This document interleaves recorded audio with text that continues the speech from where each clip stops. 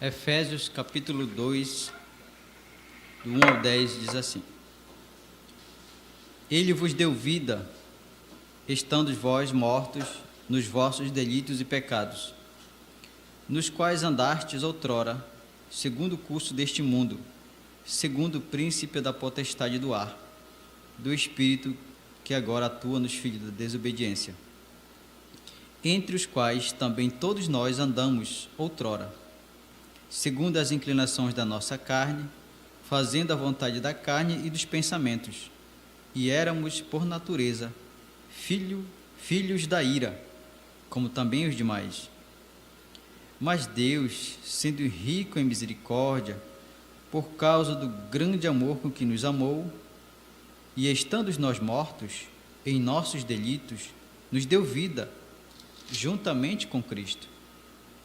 Pela graça sois salvos, e juntamente com Ele nos ressuscitou e nos fez assentar nos lugares celestiais em Cristo Jesus, para mostrar nos séculos vindouros a suprema riqueza da sua graça, em bondade para conosco, em Cristo Jesus. Porque pela graça sois salvos, mediante a fé, e isto não vem de vós, é dom de Deus, não de obras, para que ninguém se glorie, pois somos feitura dele, criados em Cristo Jesus para boas obras, as quais Deus de antemão preparou para que andássemos nela.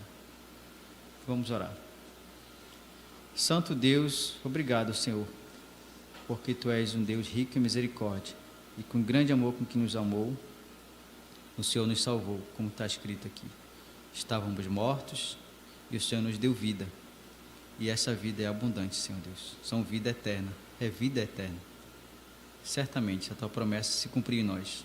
Muito obrigado, Senhor.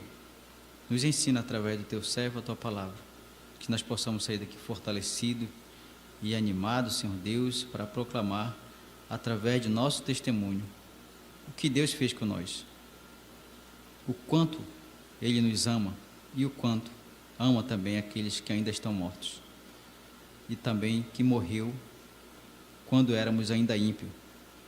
Muito obrigado, Senhor Deus, que o Senhor nos dirija os passos. Eu te agradeço pela Tua palavra em nome de Jesus. Amém, Senhor.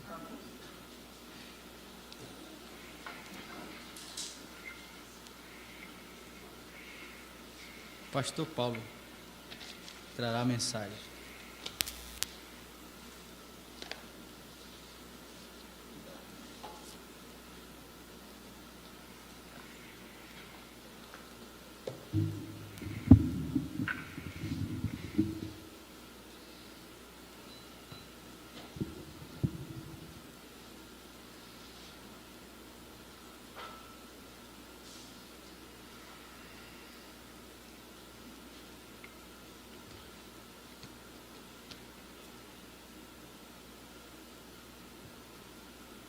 Boa noite, irmãos. Boa noite. Muito bom a gente poder rever os irmãos, e eu quero agradecer de púlpito, pessoalmente. Eu não fui, estou vendo a Priscila e a irmã Rosa, eu não fui pegá-las porque eu achei que havia chovido. Eu estava ali sentado, me perdoe então, irmãos. Poder agradecer de púlpito o empenho que várias pessoas tiveram para que a gente pudesse pintar a igreja e também pelos ensaios. Eu não vou citar os nomes, mas minha gratidão a todos vocês. Eu vi que foi um esforço enorme, principalmente a considerar a chuva que aconteceu. Obrigado, irmão. A chuva que aconteceu na sexta-feira. E, de uma forma geral, a igreja, a parte externa, está pintada porque a sociedade feminina se mobilizou. Em particular, algumas senhoras se mobilizaram e incentivaram, e na quarta-feira eu acho que foi isso proposto, e na sexta-feira já tinha pessoas definidas que foram comprar tinta, e quando eu cheguei aqui já tinha senhoras já sujas de tinta, tinha gente aqui fazendo peixe, outros raspando a parede. Que Deus os abençoe. Não há como retribuir o que essas pessoas têm feito. Os ensaios, a disposição das cadeiras, o empenho dos irmãos. Muito, muito obrigado. E o nosso tema de hoje é um tema que todo mundo sabe. Então, a gente vai ficar muito à vontade, porque como é um assunto que as pessoas já conhecem, talvez vocês possam até contribuir com o coração sobre as coisas que nós vamos ver hoje. O irmão Vanderlei leu o texto, eu não lerei novamente, mas a gente vai ter oportunidade de ver esse texto com bem detalhes. Uma passagem em Efésios. Tá aqui. Eu vou orar para que Deus nos abençoe e que nós possamos entender a sua palavra. Senhor, nós te agradecemos o privilégio, Pai, que o Senhor nos dá. Muito obrigado, Senhor, porque o Senhor deixou a sua palavra, Senhor, para que nós pudéssemos, por ela, definirmos o que é certo e o que é errado, o que vem do Senhor e o que não vem do Senhor. Nós te pedimos, Senhor, nesta noite, que o Senhor nos dê as palavras certas, que nós possamos, Senhor, falar da tua parte. Engrandece, Senhor Deus, o teu nome em nosso meio e nos abençoa, em nome de Jesus. Amém. O que é salvação? Quando eu falo assim, eu não estou à procura assim, de um conceito muito teológico, muito rebuscado. Eu procuro mais que a gente entenda o que é ser salvo, para que a partir daí a gente vá desenvolvendo os passos que a gente deve dar na compreensão disto. De fato, se nós formos reunir 3 pessoas, nós podemos verificar que há vários entendimentos que são diferentes. E uma pergunta a gente deveria fazer: se é o mesmo texto, se é o mesmo Senhor, por que tantas diferenças? Por que uma pessoa diz que a salvação é tal, outros dizem que é de outra forma? Isso começa porque a gente dá muita opinião pessoal acima do que Deus diz. E nós passamos a ser legisladores. E quando isso acontece, a gente verifica que as opiniões pessoais, elas estão baseadas na experiência de cada um e na busca de conforto. As pessoas querem dizer como é que é, sempre colocando os termos que sejam mais confortáveis para a gente. E isso é um perigo muito grande quando nós passamos a colocar opiniões sem consultar as Escrituras. E o que é mais grave é que o mundo ele criou uma cultura de inclusivismo. Eu acho que os irmãos já ouviram falar sobre isto. Inclusivismo.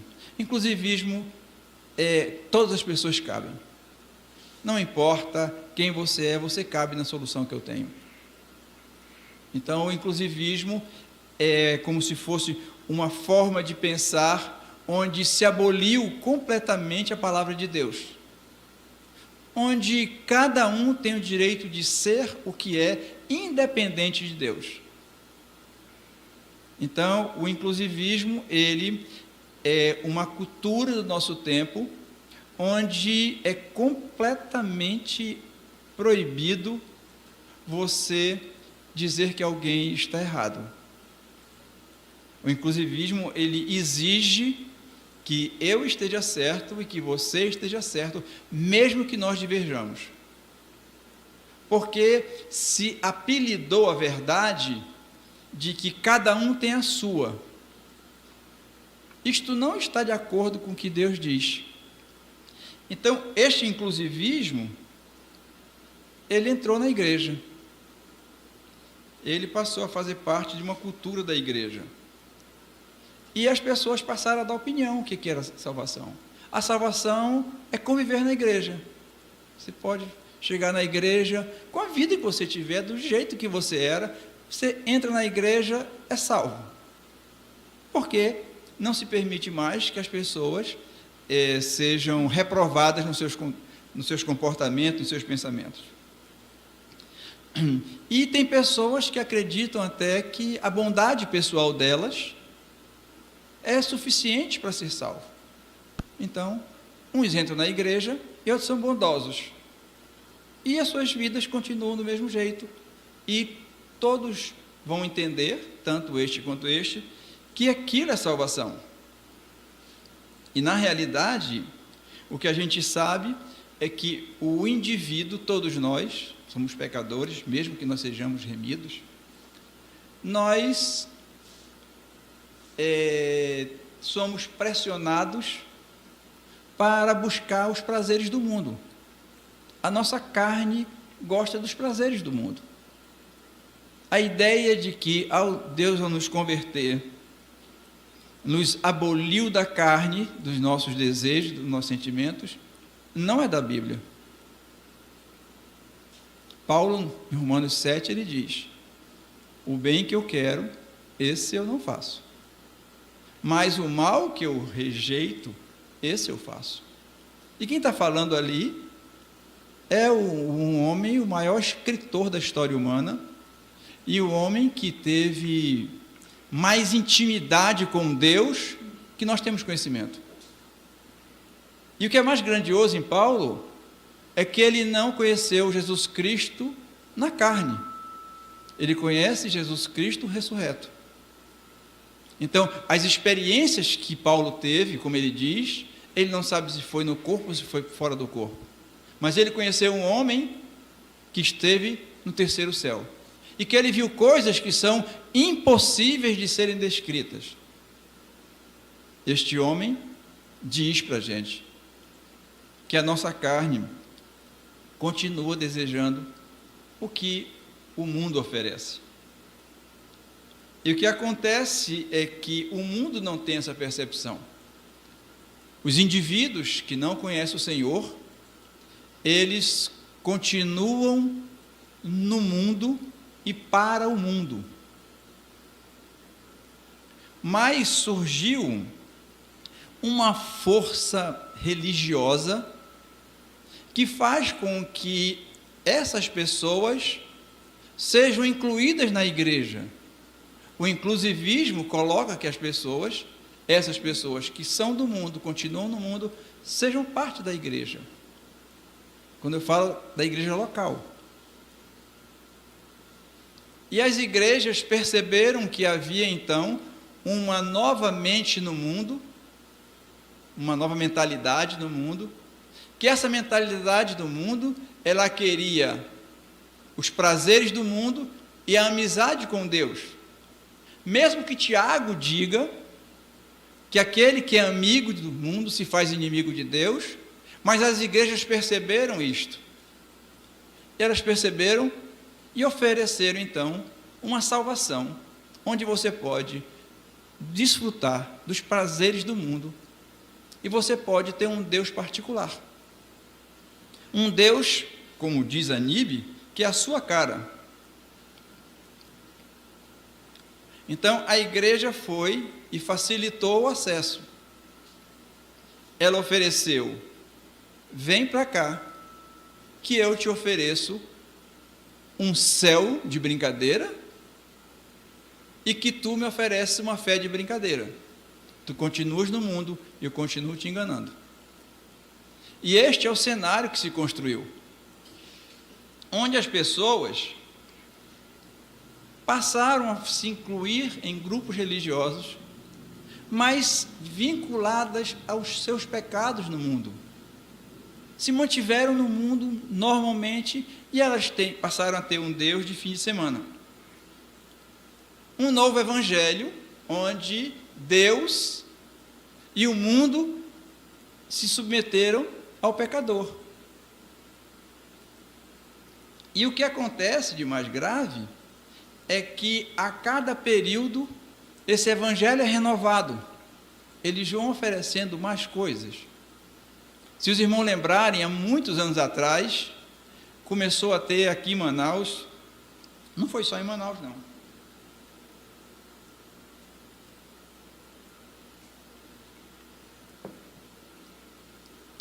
Dente de ouro. Deus estava dando dente de ouro. Não sei se vocês lembram.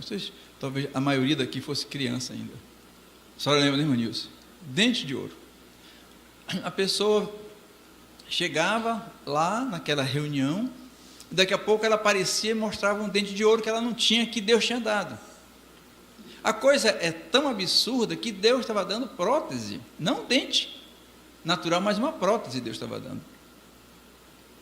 Depois disto, vieram as curas milagrosas, muitas curas. Depois vieram os pastores dizendo quem era que ganhava prefeito, quem era que ia para governador. E a cada tempo existe um evangelho da moda e um Deus da moda. Então as pessoas que se reúnem, esses grupos se reúnem, eles não têm problema nenhum de ser diferente uns dos outros, porque eles sabem que virá um evangelho da moda depois e que eles vão se adaptar às novas modas. E esse Deus da moda, ele ocorre pela liberdade que as pessoas têm em opinar a respeito das coisas de Deus. E sabe o que é fora da moda, que é muito antipático? Você falar das Escrituras. Você dizer, assim diz o Senhor. Isso incomoda. Isso é muito chato. E nós somos obrigados a trilhar um caminho de certa antipatia. Nós somos obrigados, quando eu falo nós, eu estou falando os crentes mesmos. Somos obrigados a enfrentar as dificuldades do presente século, as dificuldades perversas que tentam corromper a gente, que essas dificuldades tentam roubar nossos filhos. A gente precisa fazer isso resgatando a antipatia. E a antipatia se resgata com as Escrituras. Nada é mais desagradável do que as Escrituras. Eu lembro quando eu trabalhava no Banco do Estado, no BEA, trabalhava num grupo grande de pessoas e tinham diversas tribos evangélicas. Eu era novo convertido, não sabia de nada, mas eu tinha aprendido um refrão. A pessoa, quando me dizia alguma verdade que ela achava que era bíblica, eu perguntava, mas onde é que está escrito? Qual é a base? E eu comecei a ser rejeitado por esta grande comissão de sábios. Mas eu queria que nós pensássemos, para que nós possamos resgatar a verdade, eu queria que nós pensássemos sobre uma realidade que nós vivemos. Talvez isso não se aplique muito para os meninos, para os jovens, mas eu acho que as meninas têm uma percepção maior, e nós adultos, obrigatoriamente, nós teremos. Na realidade, todos nós buscávamos, quando nós não éramos crentes, significado para a vida. Alguns mais, outros menos. Eu não sei como é que os irmãos, muita gente se converte muito pequenininho e não luta com essas aflições, mas eu buscava significado para a vida. E agora, eu fazendo uma avaliação, e eu fiz isso esses últimos dias, nós queríamos o melhor. Aí o que nós fazíamos? Trabalhávamos, né? Aí nós queríamos ter saúde. Aí nós pagávamos médicos, na época não tinha academia não, a gente jogava bola mesmo, né? Nós tínhamos desejo de diversão, nós íamos para a festa, quem podia um pouquinho mais viajava, né? Nós tínhamos desejo de ser mais bonitos, aí nós comprávamos o tênis. Quem tinha um tênis Nike era uma coisa totalmente fora da curva. O tênis Nike era um sonho de consumo. E nós tínhamos nossos desejos, e nós pagávamos e comprávamos nossos desejos. Nós tínhamos vontade de crescer, nós construíamos as coisas, e nós gastávamos. Os nossos sonhos, em busca de encontrar sentido para a vida, era porque nós investíamos o nosso tempo, o nosso dinheiro, os nossos recursos e a nossa vida. Nós investimos as nossas vidas. E o que acontecia era que o tempo passava. E nós fazíamos todas essas coisas, e no momento que nós pensávamos, nós víamos que nós estávamos no mesmo lugar de antes. Nós não encontrávamos significado para a vida. Mesmo que nós nos envolvêssemos em diversas coisas. Eu não sei se isso é uma regra geral. Eu não sei se todas as pessoas tinham esses mesmos pensamentos. Pode ser que não. Podia ser que uma pessoa achasse que a vida era uma beleza, mas eu não achava que a vida era uma beleza. Eu achava que tinha alguma coisa errada. E algo que agora eu vejo, o que faltava era esperança. Porque onde estava a nossa esperança? A nossa esperança estava num mundo melhor, num salário melhor, numa casa melhor, comprar um carro. Eu lembro no dia que eu comprei o carro, eu lembro até o valor das prestações, 918 cruzeiros por mês. Eu devia ganhar 919, mas 918 era para o carro. Eu lembro que eu dei vários pregos, não sabia o que era, foi o primeiro carro, eu dei vários pregos, depois eu fui descobrir que precisava colocar a gasolina. E o meu irmão mais velho é quem dizia, olha, tem que colocar a gasolina, e ele ainda me dava o dinheiro da gasolina. E nós, mesmo que nós construíssemos tais coisas, nós voltávamos para o mesmo ponto. Filhos, aí vem os filhos, e você acha que os filhos vão te colocar num outro padrão de felicidade, e quando o tempo passa, o que acontece? Você continua aflito, e você percebe que os seus filhos passam pelas mesmas aflições, e o mundo não sai do lugar, e a gente chega a uma conclusão hoje, que eu não tinha na época. Eu não tinha percepção de quem era Deus. E isso era algo que a gente nem atentava, porque o que a nossa mente e o nosso coração se voltava, era que alguma coisa iria acontecer amanhã. E os dias se passavam e nada acontecia. E hoje, o que acontece com as pessoas? Nós estamos diante de uma geração que se diz crente, mas não conhece o Senhor. O que mudou as nossas vidas, se é que as nossas vidas mudaram, não foi o salário, não foi a faculdade, não foi o casamento, não foram os filhos, nem o sucesso financeiro que alguma aqui podem ter. O que mudou as nossas vidas foi conhecer a Deus.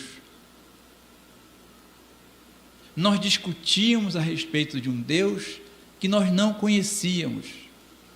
Nós rejeitávamos os crentes porque eles tinham informações, eles tinham uma esperança que nós não tínhamos, mesmo que nós achássemos que nós éramos religiosos, que nós éramos boas pessoas. Não se conhece o Senhor sem conhecer as Escrituras. Eu lembro, eu estava assistindo um vídeo um dia desse, sobre essa questão que eu tratei, e eu até usei o exemplo da irmã Eneida, eu não vou usar hoje, irmã, sobre Deus é uma pessoa. Nós não podemos dizer como é Deus. Deus diz para a gente quem Ele é.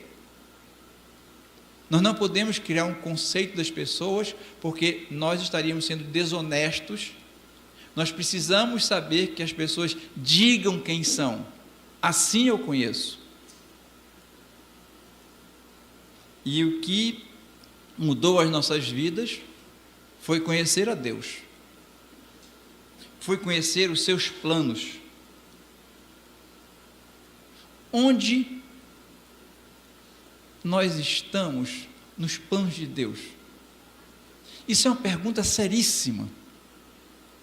Onde nós estamos de fato nos planos de Deus? Quem é o Deus que nós nos relacionamos? É um Deus que eu criei no meu próprio coração, ou é um Deus que se voltou para mim e me tirou da miséria? Essa pergunta é uma pergunta que todos nós devemos fazer. Onde eu estou nos planos de Deus? E apesar de tudo isto, apesar de nós questionarmos onde é que nós estamos, apesar de nós nos esforçarmos para alguma coisa melhor, a gente chega num ponto que nós identificamos, nós não podemos mudar a nossa realidade. Nós devemos saber, apesar de ser meio grosseiro, mas nós devemos saber que quem nos espera no fim da rua é a morte. Todos nós. Nós nos encontraremos com ela. E se nós pudéssemos, nós compraríamos uma vida. Eu compraria uma vida, se eu pudesse. E eu incluiria nessa vida as pessoas que eu amo, as pessoas que eu perdi. E o que é melhor, o que é mais difícil, é que nós não podemos voltar ao nosso lugar de segurança. Se nós pudéssemos voltar a um ponto que nós dizíamos, naquele tempo eu estava apoiado, eu tinha minha filha ao meu lado, o meu filho ao meu lado. Nós não podemos voltar para aqueles pontos. Não podemos comprar a vida. Mas nós compraríamos, se nós pudéssemos. E nós tiraríamos deste lugar que nós comprássemos todo o mal. Colocaríamos quem nós amamos, voltaríamos para um lugar de segurança, tiraríamos o mal de lá. E nós faríamos isso por quanto tempo? Eternamente. Então, nós estamos falando de salvação. Porque a salvação não é um sonho. A salvação é um desejo de Deus. É um projeto de Deus para nós, a humanidade. Eu tentei construir na minha mente uma parábola, por sinal ela não vai ficar boa, mas eu tenho uma vida que não é minha, e eu desejo uma vida eterna, e eu não tenho como comprar, porque a única vida que eu tenho para comprar é essa aqui, e ela está se acabando. Então, eu sou o devedor, porque eu não tenho como comprar uma vida que nunca cabe.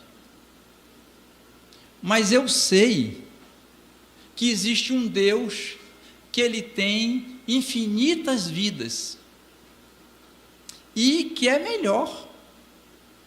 Ele quer me conceder vida. E eu sei mais ainda que esse Deus que quer me conceder infinitas vidas, Ele fez algo para isto. E as pessoas podem achar que isso é coisa de religioso. Mas eu não estou falando de religião. Eu já falei várias vezes isso. Eu sempre fui uma pessoa muito ruim de religião. Eu não tenho jeito para falar de religião. O que eu posso compartilhar com os irmãos são as Escrituras. Se alguém acha que isto é religião, então eu falo de religião. Mas se você achar que eu estou falando da sua vida, então a gente vai se aproximar mais, porque agora nós precisamos identificar que nós não temos vida em nós mesmos e que existe um Deus que Ele vai se revelar ao pecador e Ele vai mostrar quem é o pecador e quem ele é. Assim, nós podemos entrar no nosso texto. E o irmão Vanderlei, quando ele leu, ele começou, a versão dele é diferente da minha, mas ele começou falando, e ele nos deu vida, eu acho. É isso que está na atualizada?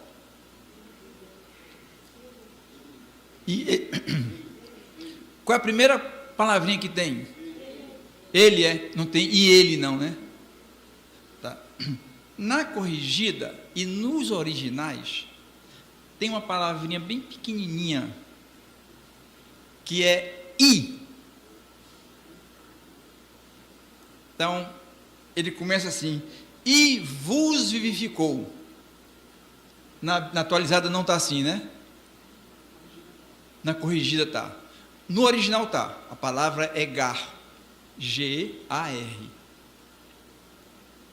E eu queria que a gente pensasse como é que funciona esse e, como o paulista diz, ele não diz i, não, esse e. E nos vivificou. Por exemplo, eu digo assim, eu gosto do Epáfras e do Petros. Eu estou colocando, então, o Petros dentro da mesma realidade do Epáfras. Então, esse e significa que ele está juntando dois argumentos, que eles teriam a mesma validade ou o mesmo valor. E isso é interessante no texto, porque quando ele diz no verso 2:1, e ele está colocando tudo o que ele falou no capítulo 1, de igual modo do capítulo 2. Então, ele nos vivificou, mas antes, ele fez várias coisas. Capítulo 1 de Efésios. O que ele fez no verso 4?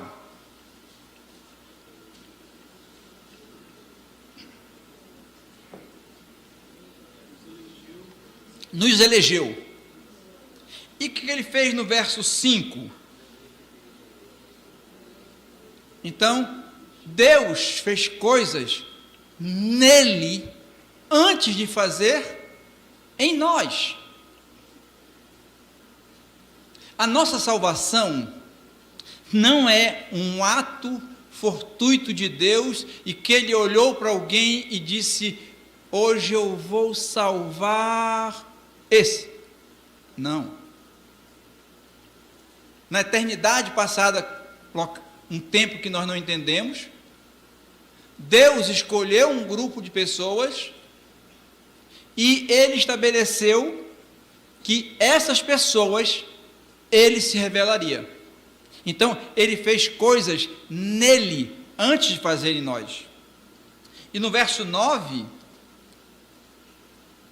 ele descobriu o mistério da vontade dele. Ele nos falou o mistério da vontade de Deus. Qual é o mistério da vontade de Deus que está no verso 10? Cristo é Senhor.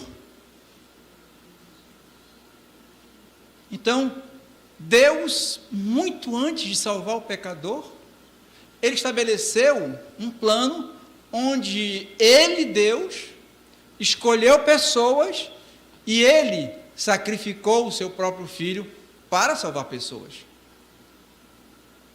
Eu queria que nós fôssemos adicionando esses eis,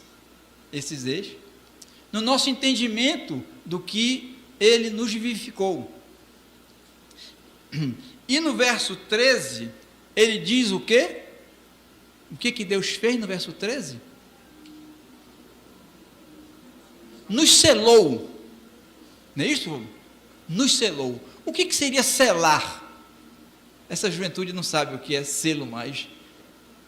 Selar, antigamente, era você pegar o envelope e você colava o envelope todinho e colocava um selo. Um selinho era um pedacinho de papel que você pagava e colava aquele selo na carta.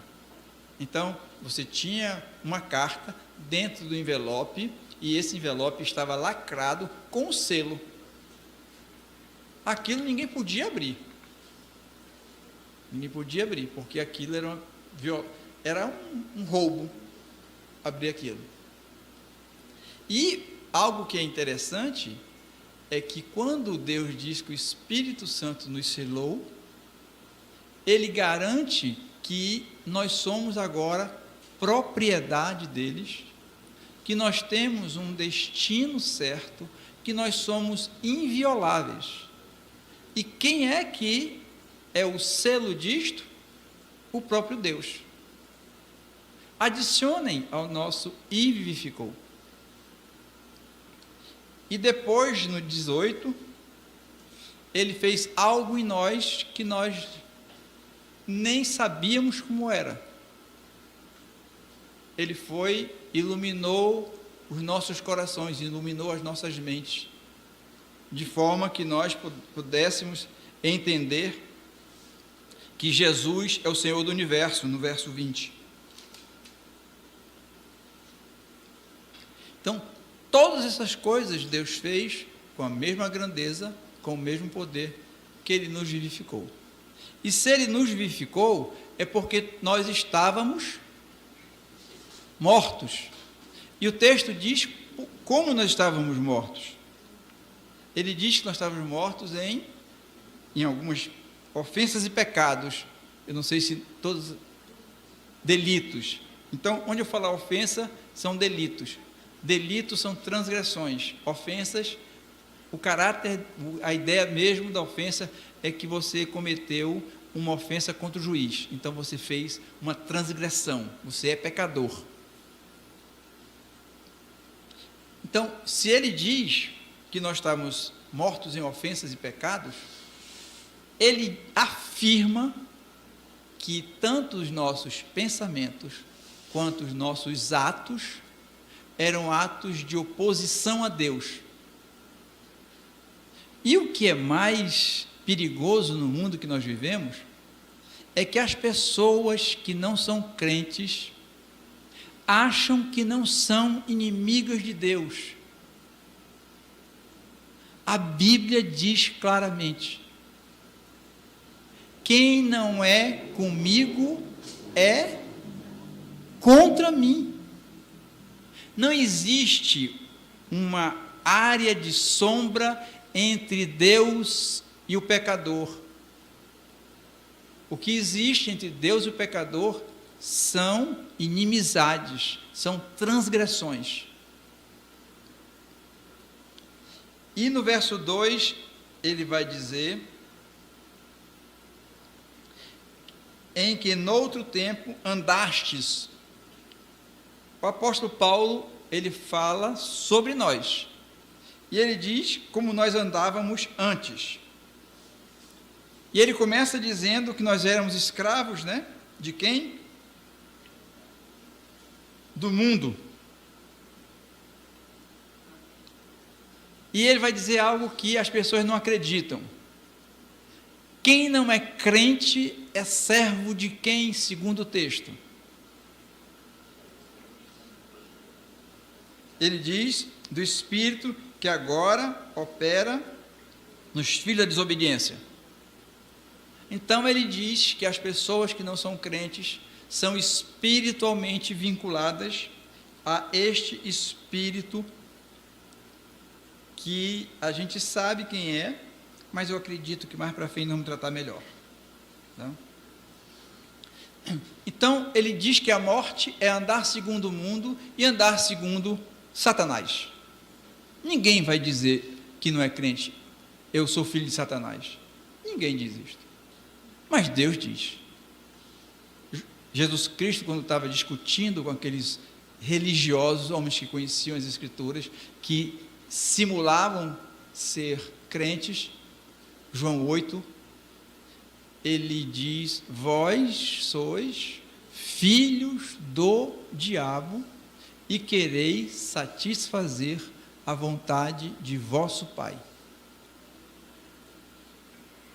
E quando nós chegamos no verso 3, Paulo se inclui. Ele diz que todos nós andávamos como? Nos desejos da nossa carne, fazendo a vontade dela e dos pensamentos, e éramos, por natureza, filhos da ira, como os outros também. Deus colocou toda a humanidade num padrão. Ele chamou esse padrão de filhos da ira. A Bíblia diz, no Evangelho de João, aquele que crê não é condenado, mas aquele que não crê, sobre ele permanece a ira de Deus. Então, quem não é crente precisa ter absoluta convicção de quem é filho. Quando eu falo filho, filho espiritual, de quem exerce influência.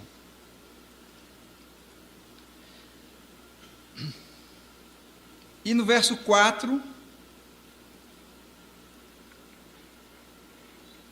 Deus se mostra ao pecador, quando ele diz: mas Deus, que é riquíssimo em misericórdia, e pelo seu muito amor com que nos amou. Quando a Bíblia fala de misericórdia, nós precisamos entender que misericórdia só se aplica a quem é culpado. A misericórdia não se aplica a inocente, só se aplica a culpado, condenado. As pessoas, quando chegavam diante do rei e pediam misericórdia, não é que elas fossem inocentes, elas recorriam porque elas queriam obter daquela pessoa a misericórdia, tirar da situação e colocá-la, sem colocar sobre ela a sentença que ela merecia. Então, a misericórdia que Deus utilizou é que Ele não colocou sobre nós a penalidade que nós merecíamos. Isso é misericórdia. Ele deixou de nos colocar nas trevas eternas do inferno. Isso é misericórdia. A graça, ela nos faz filhos, mas a misericórdia nos tira das trevas.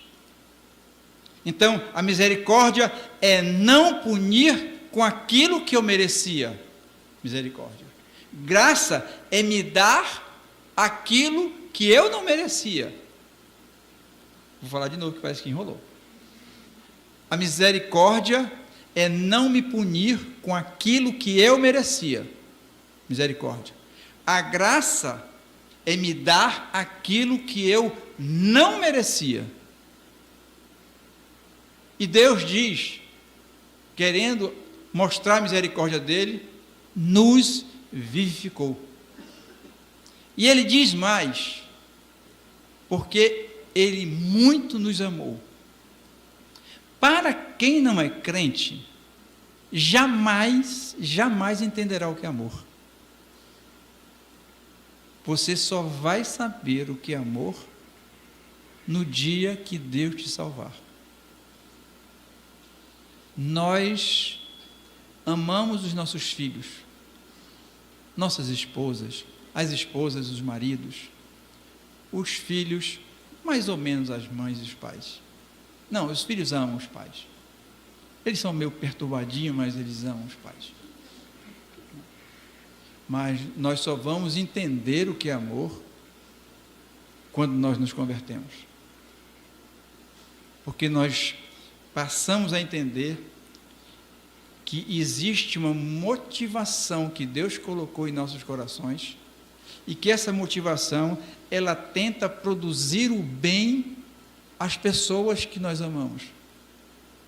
E muitas vezes nós até pensamos que nós não amamos, mas a disposição de promover o bem a essas pessoas mostra que nós amamos.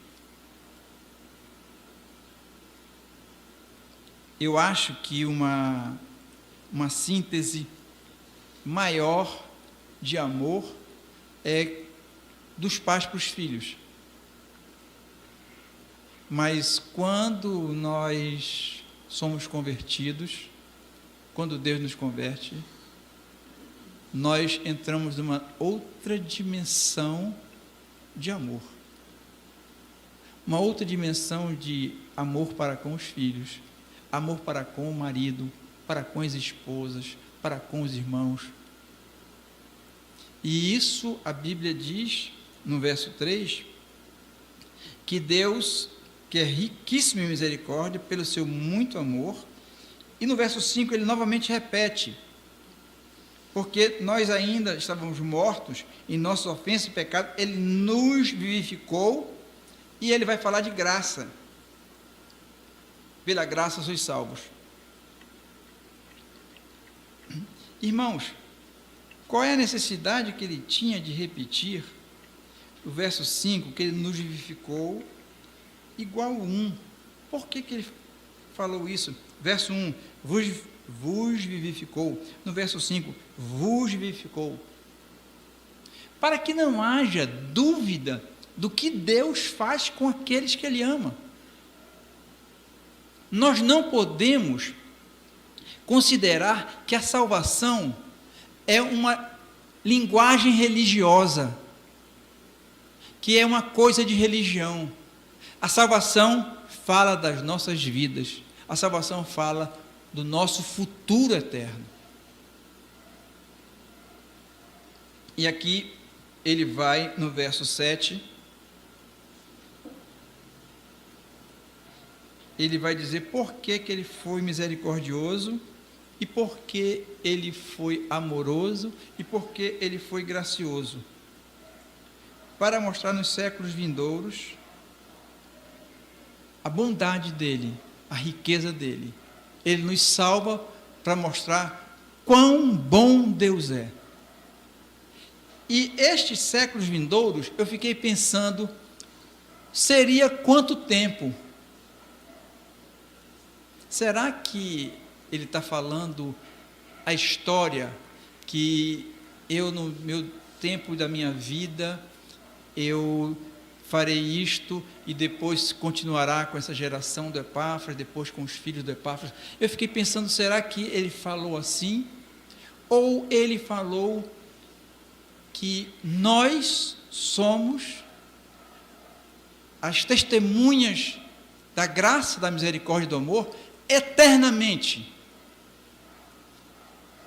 E eu peguei esse termo aqui para mostrar nos séculos vindouros. E eu verifiquei que ele utiliza esse mesmo termo no verso 21 do capítulo 1. Eu vou ler desde o 20, que diz assim, que Deus, para manifestar a operação do seu poder, ele manifestou em Cristo, ressuscitando dentre os mortos e pondo-o à sua direita nos céus, acima de todo principado, poder e potestade e domínio, e de todo nome que se nomeia, não só neste século, mas também no século vindouro. Então, o que Deus fez com Cristo, sendo o Senhor de todo o universo eternamente, Ele também nos colocou como se nós fôssemos testemunhas do amor e da graça dEle eternamente. Mas, na eternidade, para quem nós vamos testemunhar que Deus nos transformou? Para quem? Todo mundo é salvo. Os anjos eternamente vão nos ver e vão verificar como é que Deus amou pecadores e fez com que esses pecadores pudessem eternamente expressar a misericórdia, o amor e a graça de Deus.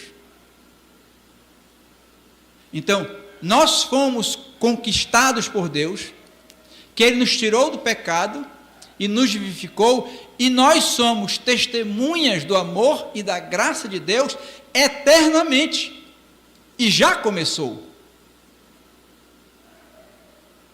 Nós somos, como diz Paulo, testemunhas diante dos anjos do que Deus fez conosco. Isto é salvação.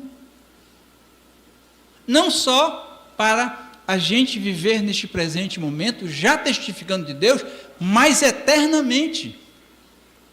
Deus nos salvou, nós somos salvos. Não são as nossas opiniões que vão estabelecer o que Deus fez, mas o que vai estabelecer o que Deus fez é o seu poder e a sua graça. E para que Ele fizesse isto, Ele foi, diz as Escrituras, que Ele nos ressuscitou. Nós somos a evidência de Deus contra o pecado. E isso implica que nós precisamos reconhecer que não existe salvação e prática de pecado. Não existe. Não há ideia de que Deus salva uma pessoa e ela se dana no mundo. Se ela é salva e está no mundo, não orem para ela voltar. Orem para que ela morra. Porque ela pode vir e voltar a escandalizar novamente. Vir e voltar a escandalizar novamente. Mas essa hipótese não existe. Deus nos vivificou e essa nova vida, nós somos um testemunho para anjos e pessoas do que Deus fez. E quando Ele nos vivificou, Ele havia antes nos escolhido, nos predestinado, tinha estabelecido que Jesus Cristo era o Senhor de todas as pessoas, inclusive dos salvos. Não existe uma salvação em que eu pratico e tenho prazer no pecado.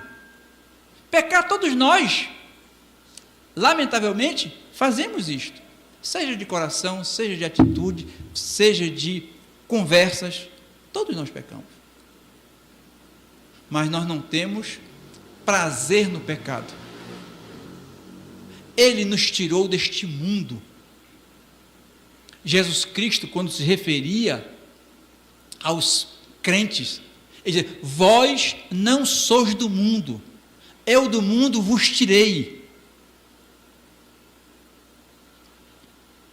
E ele vai nos dizer, no verso 9, que não foi por obra nossa. Ele não poderia considerar as obras, porque se ele considerasse as obras, entrariam os nossos pecados e Deus jamais nos salvaria.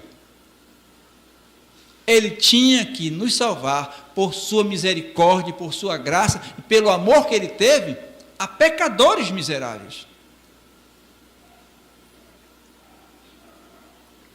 E no versículo 10, ele vai e nos diz: porque somos feitura ou criatura sua, nós somos criaturas de Deus, fomos criados por Deus em Cristo Jesus, e ele vai e diz: para as boas obras, que quem preparou? Que ele preparou que nós andássemos. Não faz sentido a salvação e o mundo. Não faz sentido a salvação e o pecado. Porque o mesmo poder que Deus exerceu ressuscitando a Jesus Cristo, Ele nos vivificou. Se nós formos falar de salvação, não ouça o que o mundo diz. Não queira acomodar na salvação os seus pecados. Reconheça: se eu sou pecador e nunca conheci o Senhor, eu preciso conhecê-lo. E o dia oportuno para conhecer o Senhor é hoje. Não é um dia para ficar se adiando cada vez mais. Não existe pecado junto com salvação. Salvação, o que é isso? É Deus nos tirando da morte, onde nós vivíamos sob os nossos desejos, satisfazendo os nossos prazeres da carne, e nós éramos servos de Satanás. Mas Deus, antes que nós fôssemos salvos, Deus constituiu Jesus Cristo como Senhor do universo e nos transportou do império das trevas para o reino de luz do seu Filho. Trocamos de Senhor. A Bíblia diz que nós não podemos servir a dois senhores. Salvação é testificar o que Deus fez nas nossas vidas e dizer que o mundo ficou para trás, mesmo com dificuldades, mesmo com muita batalhas. Nós precisamos saber que Deus nos deu esperança. Um dia nós todos salvos estaremos no céu e nós poderemos dizer, como diz o apóstolo Paulo: eu sei em quem eu tenho crido e estou bem certo que Ele é poderoso para guardar a mim até aquele dia. Que o Senhor nos abençoe, que o Senhor nos guarde, nos dê cada vez mais discernimento do que é salvação, e como sempre, eu me coloco à disposição de qualquer um de vocês e de todos vocês, para que nós possamos discutir ou compartilhar sobre isto. Eu vou orar, depois da minha oração, haverá um pós-lúdio, e eu já me despeço dos irmãos, desejando a todos os irmãos uma ótima semana e que o Senhor nos guarde. Vamos orar. Senhor, nós agradecemos, Pai, a Tua bondade, o Teu cuidado, e te suplicamos, Senhor, que o Senhor nos abençoe. Te suplicamos, Deus amado, que tudo que foi falado, Senhor Deus, seja para o engrandecimento do Teu nome, e que o Senhor, no Teu poder, na Tua misericórdia e bondade, tenha misericórdia das pessoas, Senhor, use o Teu amor para converter as pessoas e convencê-las de suas vidas que não têm esperança. E pelos Teus filhos, Deus amado, guarda todos nós. Ajuda-nos, Senhor Deus, faz com que nós possamos honrar a grande obra que o Senhor fez em nossas vidas. É a minha oração, Senhor, e a minha gratidão no nome santo de Jesus. Amém. Boa noite, irmãos.